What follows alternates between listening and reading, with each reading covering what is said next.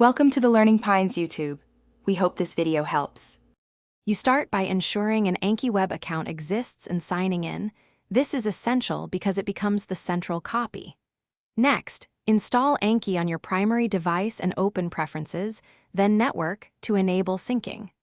Once enabled, run the initial full sync so your local collection uploads to Anki Web. This prevents divergent copies. Don't delay this step.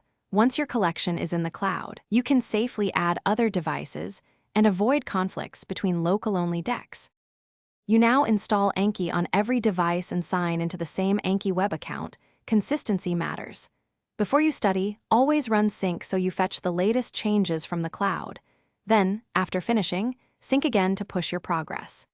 This two-step habit prevents lost reviews. If Anki reports a conflict, check timestamps and choose the most recent changes or merge manually when necessary. This keeps cards consistent across devices and avoids duplicate scheduling or missing cards in your study queue. You finish by running a final full sync from the device you trust most and confirm the collection appears correctly on the Anki web dashboard. This ensures the authoritative copy is set. Make regular local backups via Preferences because Cloud Sync is not a substitute for backups. If syncing fails, first check your internet and Anki web status, then ensure all devices run compatible Anki versions. If problems persist, restore the most recent good backup and re-upload to Anki Web to recover a clean state. Thanks for watching. Consider subscribing if we helped you.